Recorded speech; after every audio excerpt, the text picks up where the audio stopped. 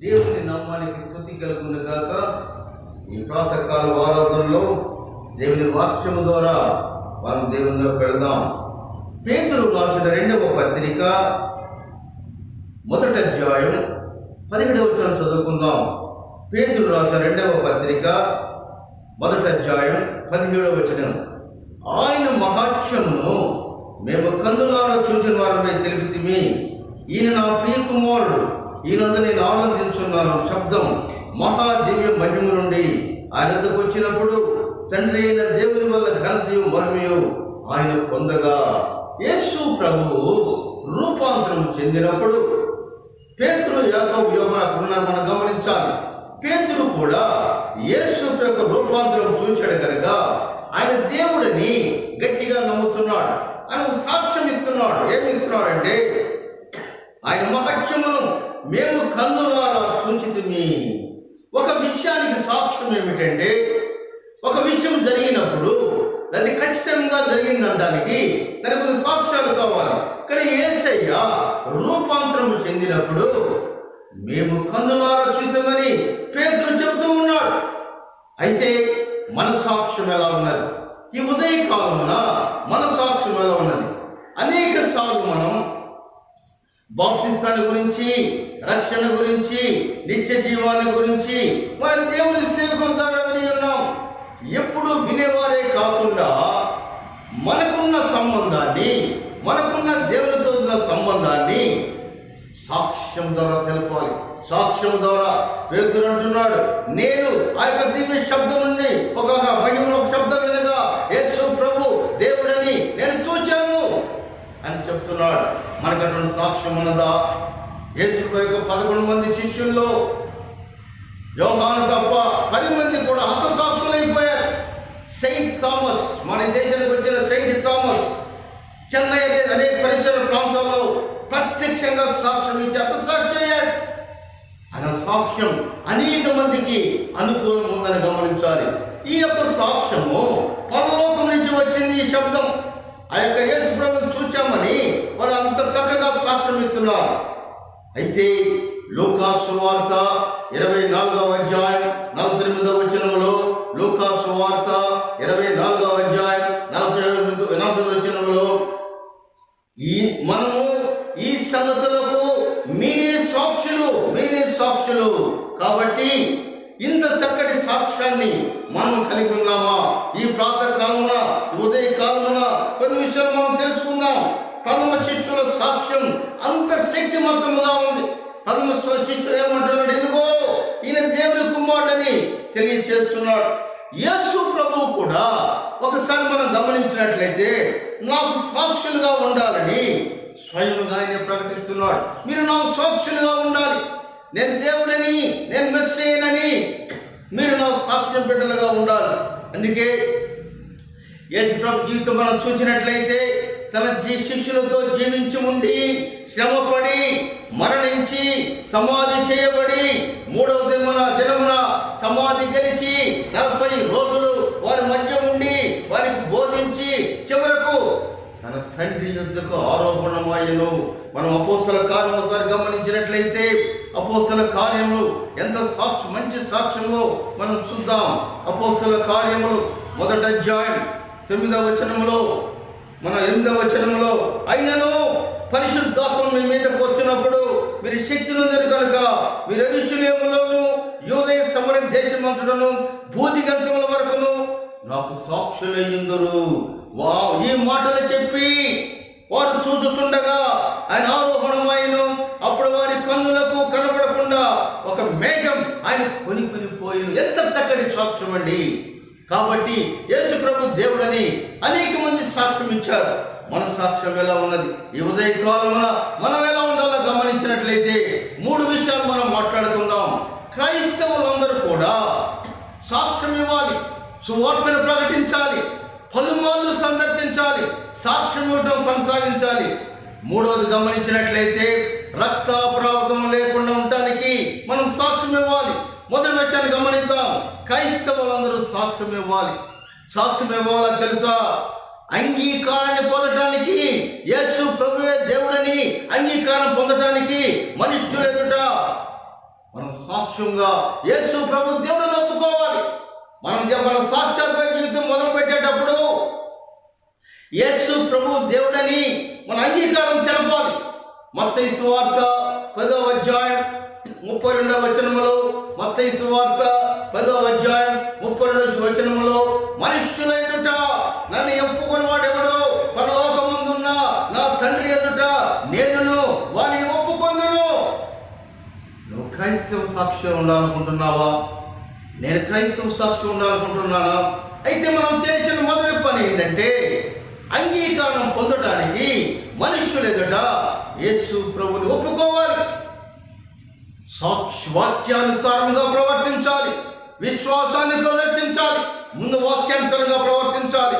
యాకోబు గ్రంథం 1వ అధ్యాయం 22-24 వచనం మనం గమనించినట్లయితే, యాకోబు గ్రంథం 1వ అధ్యాయం 22-24 వచనాలు, మీరు వినువారు మాత్రమే ఉండి మిమ్మల్ని మీరు మోసపరచుకోకుండా వాక్య ప్రకారం ప్రవర్తించిన వాడు ఎవడైనాను వాక్యముడు అయి ఉండి దాని ప్రకారం ప్రవర్తించిన వాడైతే వాడు అర్థములో తన సహజ ముఖమును చూసుకొని మనుష్యుని పోలి ఉన్నాడు. వాడు తనను చూసుకొని అవతలకు పోయి తనెంటి వాడు వెంటనే మర్చిపోవును కదా. కాబట్టి ఈ వాక్యానుసారముగా మనం ప్రవర్తించాలి. వాక్యం ఎడల విశ్వాసాన్ని ప్రకటించాలి.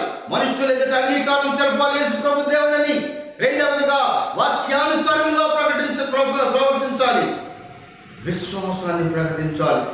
యాకోబు గ్రంథం 2వ అధ్యాయం 24వ వచనంలో, యాకోబు గ్రంథం 2వ అధ్యాయం 24వ వచనంలో, మనుష్యుడు విశ్వాసం మూలం మాత్రము కాక క్రియల మూలములను నీతిమంతుడని ఎంచబడినని మీరు దీని వలన గ్రహించితిరి.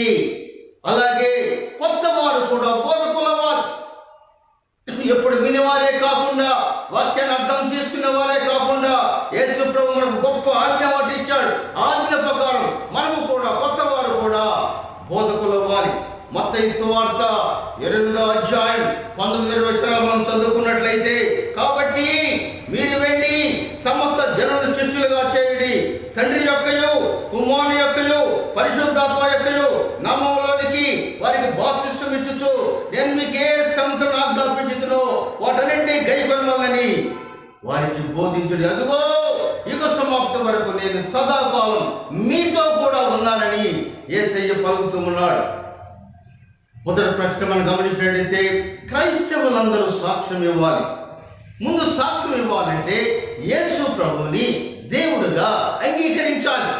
వాక్యానుసారంగా ప్రవర్తించాలి. వాక్యమడల విశ్వాసం కలిగి ఉండాలి. కొత్త వారు కూడా బోధకులు అవ్వాలి. బహిరంగ ప్రకటన చేయాలండి. బహిరంగ ప్రకటన, నేను యేసుకు సాక్షిగా ఉన్నాను, యేసు ప్రభు మా దేవుడిగా ఉన్నాడని బహిరంగంగా సాక్ష్యం ఇవ్వాలి. అపోస్తలుడైన పౌలు రోమీయులకు రాసిన పత్రిక 10వ అధ్యాయం 10వ వచనంలో, అపోస్తలుడైన పౌలు రోమీయులకు రాసిన పత్రిక 10వ అధ్యాయం 10వ వచనంలో, యాలయనగా నీతి కలిగినట్లు మనుష్యుడు హృదయములో విశ్వసించును, రక్షణ కలిగినట్లు నోటితో ఒప్పుకొనును. మొదటి విషయం మనం గమనించినట్లయితే క్రైస్తవులందరూ సాక్ష్యం ఇవ్వాలి. ఈ క్రైస్తవులు సాక్ష్యం ఇవ్వాలంటే యేసు ప్రభుని రక్షకుడుగా అంగీకరించాలి. వాక్యానుసారంగా ప్రవర్తించాలి. వాక్యంలో విశ్వాసంతో ఉండాలి. కొత్త వారు కూడా బోధకులు అవ్వాలి. బహిరంగంగా ప్రకటన చేసుకోవాలి. అయ్యో నేను యేసు ప్రభు రక్షకుడుగా ఒప్పుకున్నానని బహిరంగంగా ప్రకటించాలి. రెండవది మనం గమనించినట్లయితే ఈ యొక్క సాక్ష్యంతో పలుమార్లు సందర్శించాలి. సాక్ష్యం కొనసాగించాలి. అనేక మందిని దేవుళ్ళలోకి తీసుకురావాలంటే నీ సాక్ష్యాన్ని కొనసాగించాలి. ఒకసారి చెప్తే ప్రజల్లో మార్పు రాదు. ఈ యొక్క సాక్ష్యాన్ని వాళ్ళు పురుకొల్పుతూ అనేక మందిని దేవుళ్ళలోకి తీసుకురావాలి. అందుకే రెండవ విషయంగా మనం గమనించినట్లయితే పలుమార్లు సందర్శించాలి, సాక్ష్యం ఇవ్వాలి. ఈ సాక్ష్యంలో నువ్వు చెప్పవలసిన వాక్యం ఏమిటో తెలుసా? నేను చెప్పవలసిన వాక్యం ఏమిటో తెలుసా? అంతా గురించి హెచ్చరించాలి. అయ్యో రాబోతున్నాడు, మొదట రాకడలో ఆయన అందరి కోసం వచ్చాడు, రెండవ రాకడలో తన వారి కోసం రాబోతున్నాడు, ఏ క్షణంలోనైనా రావచ్చు. అయితే నీ విశ్వాస జీవితం ఎలా ఉన్నది? అందుకే మనం ఆ యొక్క కొత్త బోధలో ఎక్కువగా అంతాల గురించి ప్రకటించాలి. మత్తయి సువార్త 24వ అధ్యాయం 14వ వచనం గమనిద్దాం. మత్తయి సువార్త 24వ అధ్యాయం 14వ వచనంలో, మరియు ఈ రాజ్య సువార్త సకల జనములకు సాక్షార్థమై లోకమంతటా ప్రకటింపబడును, అటు తర్వాత అంతము వచ్చును. మంచి దినాల్లో ఉన్నాం. పేతురు రాసిన 2వ పత్రిక 3వ అధ్యాయం 8వ వచనములో మనం చాలా దగ్గరగా ఉన్నాం. ఆయన అందరూ కూడా బాగుపడాలని, అందరూ కూడా తన కుమారుని యొక్క రాజ్యంలో చేరాలని అక్కడని ఆలస్యం చేస్తున్నాడు. అయితే ఆ ఆలస్యాన్ని అపహాస్యంగా తీసుకోకూడదు. దేవుని యొక్క మంచి మనసు మనం గమనించాలి. దేవుని యొక్క హృదయాన్ని మనం తెలుసుకోవాలి. అందుకే మనం మన బోధనలో అంతాన్ని గురించి హెచ్చరించాలి. ఇర్మియా ప్రవక్త యెరూషలేము నాశనాన్ని గురించి 23 సంవత్సరాలు ప్రకటించాడు. ఇర్మియా ప్రవక్త యెరూషలేములో ఉదయమనే 5 గంటల పెందలాడ లేచి 23 సంవత్సరాలు ఆయన ప్రకటిస్తూనే ఉన్నాడు. గమనిద్దాం. ఇర్మియా గ్రంథం 25వ అధ్యాయం 3వ వచనం, ఆమోను కుమారుడు యూదా రాజైన హోషేయ పరిపాలించిన 13 సంవత్సరం మొదలుకొని నేటి వరకు 23 సంవత్సరములు ఈ 23 యెహోవా వాక్కు నుండి ప్రత్యక్షమై చెప్తూ ఉన్నాడు. చివరికి ఆయన సఫలీకృతుడయ్యాడు. అయితే మూడవదిగా చివరిదిగా మనం గమనించినట్లయితే, ఎందుకు సాక్ష్యం ఇవ్వాలి, ఎందుకు దేవుని యొక్క మాటలు పలకరించాలి, ఎందుకు దేవునికి ఆత్మను సంపాదించాలి, ఎందుకు బైబిల్ గురించి అనేక మంది తెలియచేయాలి, ఎందుకు బైబిల్ సత్యాలు మర్మాలు ఎందుకు తెలియజేయాలి తెలుసా?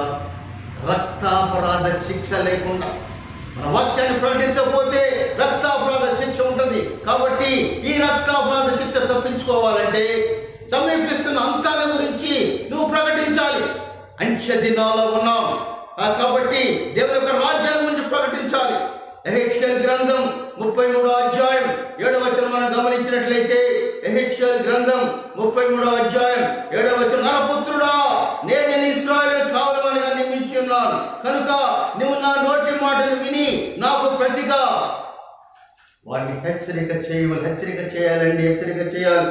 ఎందుకంటే ఆయన కావలివాడనగా దేవుడు ఎహెచ్కేల్ నియమించాడు. అంటే ఆత్మల కావలివాడుగా ఆయన నియమించాడు కనుక రాబోయే ప్రమాదాన్ని గురించి హెచ్చరించమని ఎహెచ్కేల్ని దేవుడు నియమించాడు.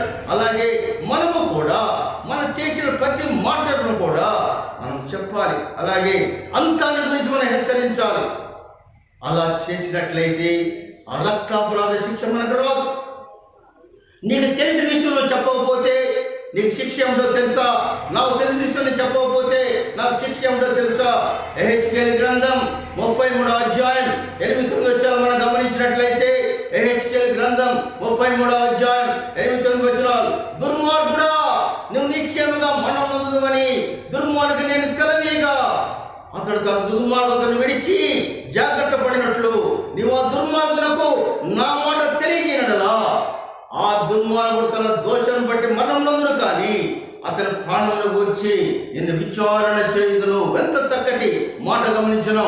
ఒకవేళ ఆ యొక్క దుర్మార్గుడు యొక్క హెచ్చరికని ఆయన విన్నట్లయితే అతడు తన దోషాన్ని బట్టి మరణం నందును కానీ నీవు నీ ప్రాణము దక్కించుకుందువు. కాబట్టి దేవుని యొక్క వాక్యాన్ని, దేవుని యొక్క మర్మాలు, రాబోయే సమీపించిన దేవుని రాజ్యాన్ని గురించి మనం ప్రకటించే బిడ్డలుగా ఉండాలి. అపోస్తుల కార్యములు 20వ అధ్యాయం 26 నుంచి 27 వచనాలు చదువుకుందాం. అపోస్తుల కార్యములు 20వ అధ్యాయం 26 నుంచి 27 వచనాలు చదువుకుందాం. పౌలు ఇక్కడ రక్తాపరాధం లేనివాడు అయ్యాడు. ఎందుకంటే ఆయన దేవుని కొరకు దెబ్బలు తిన్నాడు, దేవుని కొరకు జైల్లో ఉన్నాడు, దేవుని కొరకు ఎన్నో అవమానాలు పొందాడు, ఎన్నో శిక్షలు పొందాడు, ఎన్నో తీర్పులు పొందాడు. కానీ ఆయన తనకు తెలిసిన విషయం మొత్తం కూడా మనకు తెలియచేసాడు కనుక ఆయన రక్తాపరాధ శిక్షని తప్పించుకున్నాడు. అపోస్తుల కార్యములు 20వ అధ్యాయం 26 వచనాల్లో, కాబట్టి మీలో ఎవరు నాశన విషయమైనను నేను దోషిని కానని నేను మిమ్మల్ని సాక్ష్యం పెట్టుచున్నాను. దేవుని సంకల్పం అంతయు మీరు తెలుపకుండా నేను ఏమీ దాచుకునలేదు. ఇంకో విషయం గమనిద్దాం. పౌలు తన జీవితంలో చేసినటువంటి ఆ విషయాన్ని మన జీవితంలో చేద్దాం. అపోస్తుడైన పౌలు కొరింథీయులకు రాసిన పత్రిక, అపోస్తుడైన పౌలు కొరింథీయులకు రాసిన మొదటి పత్రిక 9వ అధ్యాయం 11వ వచనములో, నేను సువార్తను ప్రకటించున్నాను, నాకు అతిశయ కారణం కాలే, సువార్తను ప్రకటింపవలసిన భారం నా మీద మోపబడి ఉన్నది. నేను సువార్త ప్రకటింపకపోయినను నాకు శ్రమ. అది వినేవారికి కాకుండా కూడా, ఈ సాక్ష్యం అనేది వినేవారికి కూడా కాకుండా ఇచ్చేవారికి కూడా ఎంతో ఉపయోగంగా ఉంటుందని మనం గమనిద్దాం. అపోస్తలుడైన పౌలు తిమోతికి రాసిన మొదటి పత్రిక 4వ అధ్యాయం 16వ వచనములో, నిన్ను గూర్చియు నీ బోధన గూర్చియు జాగ్రత్త కలిగి ఉండము, వీటిలో నిలకడగా ఉండము, నీవిలాగు చేసి నిన్నును నీ బోధ వినువాని రక్షించుకొందువు. చివరగా గమనించినట్లయితే పౌలు జీవితంలో ఆయన చేసిన పని మనకు మాదిరికరముగా ఉన్నది. ఆయన చేసిన బోధ మనకు మాదిరికరముగా ఉన్నది.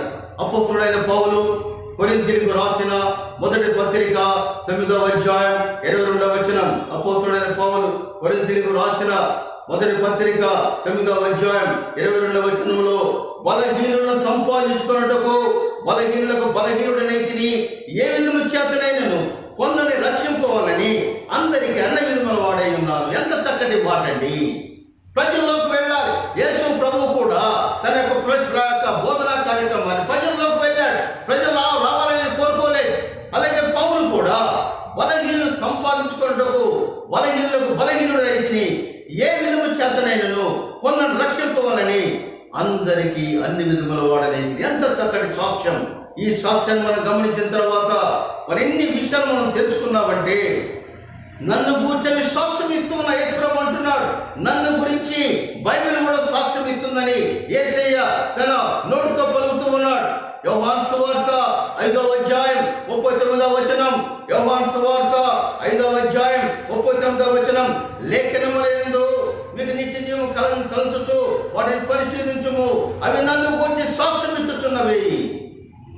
కనుక మనం గమనించినట్లయితే సాక్ష్యం ఇచ్చే బిడ్డలుగా మనం ఉండాలని, ఈ ప్రాతకాలంలో మనం ఆ సాక్ష్యాన్ని చెప్పే బిడ్డలుగా ఉండాలని, సాక్ష్యాన్ని కొనసాగించాలని, రక్తారోపణ లేకుండా ఈ స్టెప్ ఉండాలంటే సాక్ష్యం ఇవ్వాలి. 3 విషయాలు గమనించుకున్నాం. క్రైస్తవులందరూ సాక్ష్యం ఇవ్వాలి, సువార్తను ప్రకటించాలి, పలుమార్లు సందర్శించాలి, సాక్ష్యం ఇవ్వడం కొనసాగించాలి. రక్తాపరాధ లేక శిక్ష లేకుండానికి సాక్ష్యం ఇవ్వాలి. ఈ ఉదయ కాలమున ఇది తెలుసుకున్న మనం ఒక క్రైస్తవ సాక్షిగా జీవిస్తున్నామా? మన అనేక ప్రాంతాలకు వెళ్ళి యేసు ప్రభువుకి ఆత్మను సంపాదించే బిడ్డలుగా మనం ఉన్నామా? లేక సాక్ష్యం ఇచ్చే బిడ్డలుగా మనం ఉన్నామా? కొంతమంది స్టెఫన్ అయితే తన జీవిత చివరాంతంలో ఎదుగో దేవుని కొన్ని పాటు మీద కూర్చున్నా యేసు ప్రభువును చూస్తున్నానే సాక్ష్యం ఇస్తున్నాడు. అనేక మంది సాక్ష్యాలు మన హృదయాలు తెరిచి మన పాప జీవితం నుంచి బయటికి రావడానికి ఈ సాక్ష్యాలను కూడా మనం దోహదపడుతున్నాయని మనం గమనించాలి. కాబట్టి సాక్ష్యాన్ని కొనసాగిస్తూ యేసే దేవుడని, యేసే రక్షకుడని మనం గమనించి ఆయన మార్గంలో జీవించాలని దేవుని పేట హెచ్చరిస్తూ ఈ వాక్యాన్ని నేను ముగిస్తున్నాను. ప్రార్థన చేసుకుందాం. కృపా సత్యవంతుడైన దేవ, యేసునాయన మా తండ్రి, ఉదయకాల ఆరాధన దీవించునాయన తండ్రి. అయ్యా, మా జీవితం క్రైస్తవ జీవితముగా ఉన్నదా? మేము క్రైస్తవ సాక్షులుగా జీవిస్తున్నామా? సాక్షాత్మైన జీవితం మాలో ఉన్నదా? మీరే చెబుతున్నారు అయ్యా, మీ బోధనలో మీరు నా సాక్షులుగా ఉండాలని. అనేక మంది చూస్తుండగా ఆయన ఆరోహణమయ్యి ఆయన తండ్రి గురించి పాఠంలో చుట్టూ వెళ్ళటం కూడా ప్రత్యక్షంగా సాక్ష్యంగా చూశారు కనుక తొలి క్రైస్తవులు ధైర్యముగా వాక్యాన్ని ప్రకటించారు. తొలి క్రైస్తవులు ధైర్యంగా వాక్యాన్ని ప్రకటించారు. ఈ యొక్క మతాధిపతులను వాక్యం చెప్పకూడదని వాళ్ళు భయపెట్టినా కూడా దేవుని మాట వినవల్ల, మీ మాట వినవల్ల అని చెప్పి వారి అందరినీ ప్రశ్నించి దేవుని వాక్యాన్ని చెప్పే బిడ్డలుగా మనం ఉన్నామా?